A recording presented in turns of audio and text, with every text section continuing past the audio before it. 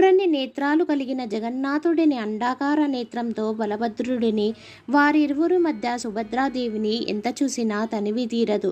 ఈ విగ్రహాలు వేప కలపతో తయారు కావడం ఒక విశేషమైతే, వీటి ఎత్తు 6 అడుగులు మించకపోవడం మరొక విశేషం. ఈ జగన్నాథుడి ఆలయంలో ప్రసాదం ఎంతో మహిమ కలది. దీని మహిమ ఏపాటిదంటే దీనిని ఎవరూ అపవిత్రం చేయలేరు. ఉపవాస దీక్షలో ఈ ప్రసాదం తినినా దీక్షకు భంగం ఏర్పడదు. ఒక్క మాటలో చెప్పాలంటే ఈ భూమి మీద ఉండే అత్యంత పవిత్రమైన భౌతిక పదార్థాలలో ఒకటి ఈ ఆలయ ప్రసాదం.